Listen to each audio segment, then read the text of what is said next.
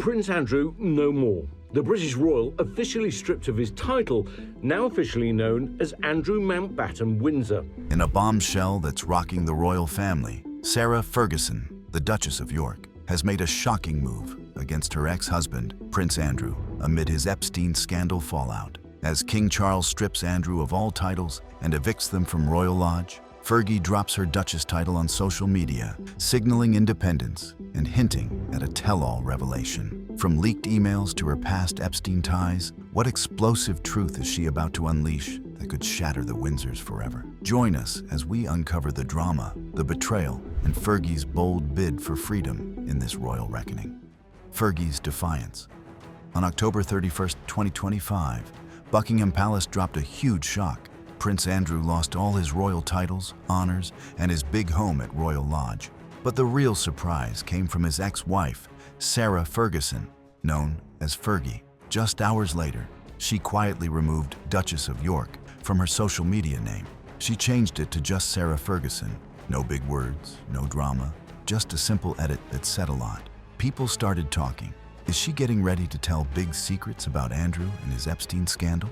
From old emails to her own past mistakes, Fergie's move felt like the start of something huge. King Charles wants a smaller royal family, and now Fergie, who is set to lose all from her tie to the monarch, is on a vengeful row against the cause. What devastating secret is Fergie about to unleash on Andrew?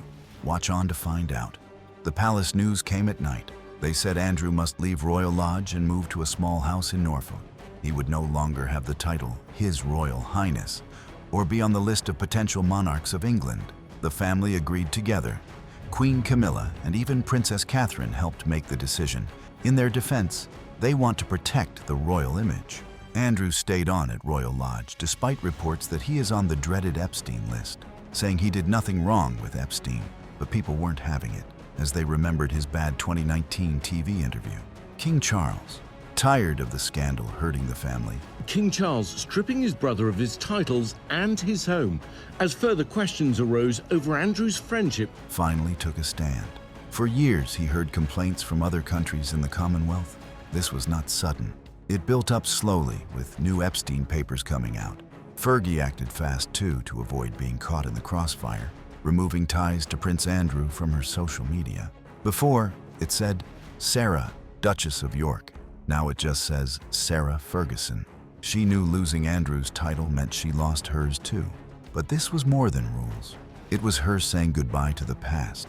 For years, she kept the Duchess name to help sell books and do charity work, even after her 2010 mistake offering access to Andrew for money. Now, she let it go. This was not the same Fergie who called Andrew a good man in 2019. This was a woman ready to stand alone. Her timing was perfect as Andrew's bad news was everywhere. Experts asked, is she protecting her daughters, Beatrice and Eugenie, or planning a big book full of secrets? A friend told a magazine, she wants a new life, away from the mess. Her new name felt like a fresh start, like a singer dropping a long name, but it hurt too. Fergie had skin cancer in 2024 and missed Queen Elizabeth's support. She and Andrew still lived together at Royal Lodge, even after the divorce. Now, with movers at the house, she faces big changes.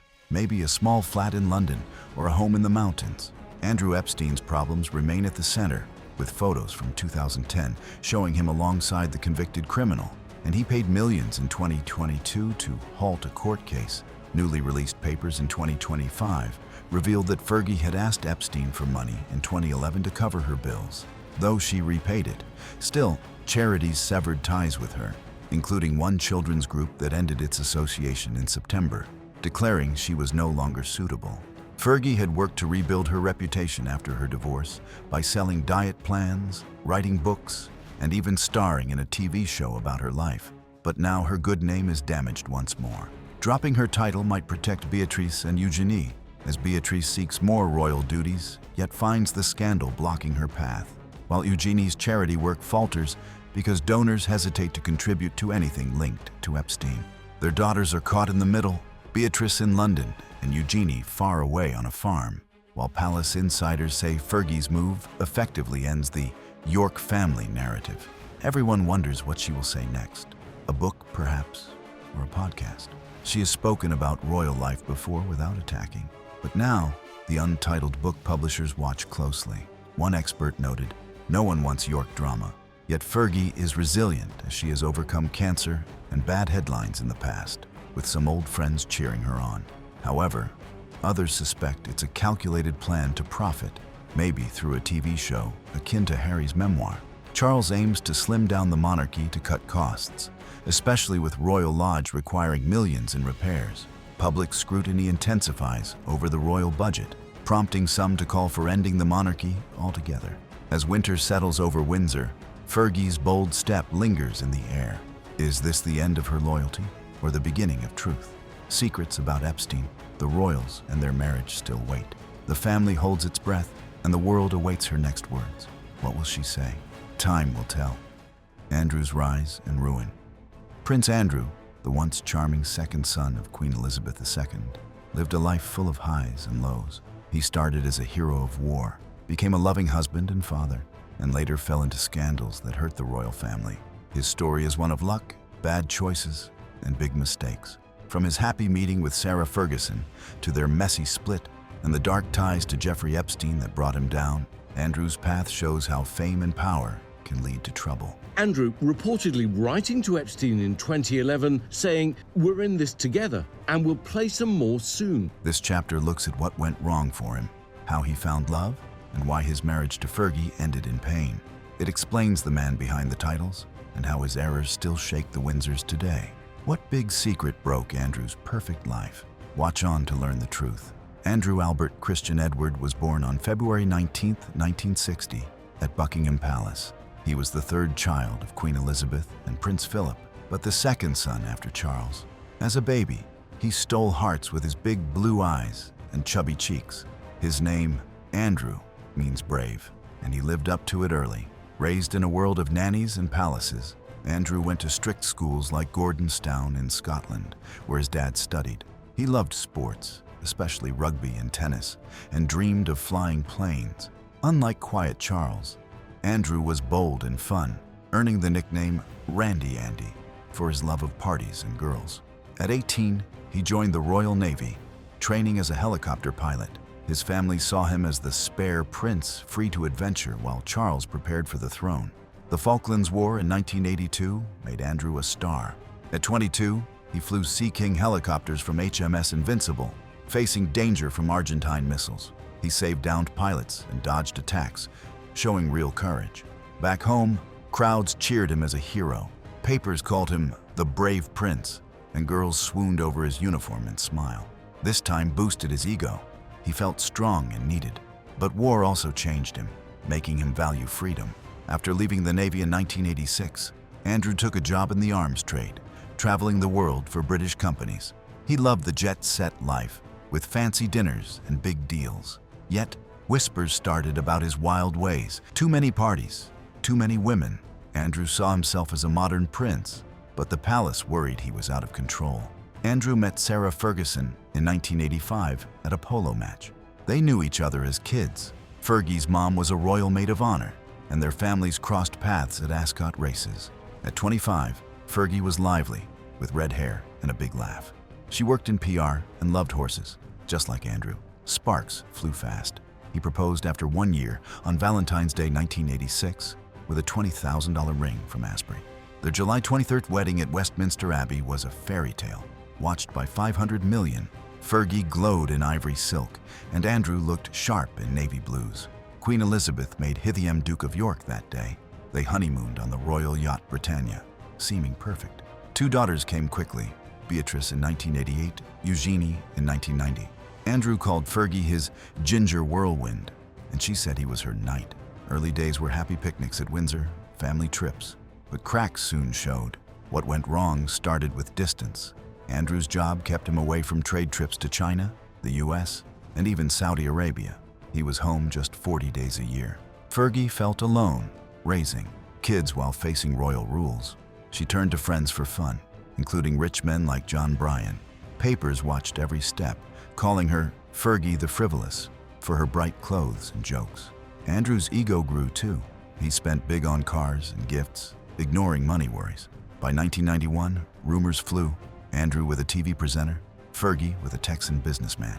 They tried counseling, but it failed, and in March 1992, they split. The Queen called it annus horribilis, a bad year, with Charles and Diana also breaking up. Andrew and Fergie stayed friends, sharing holidays and homes. But the split hurt. Fergie felt trapped, and Andrew lost his happy home.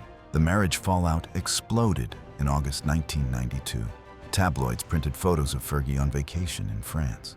She was topless, and her friend John Bryan sucked her toes. The world laughed and gasped. They divorced officially in 1996 after 4 years apart.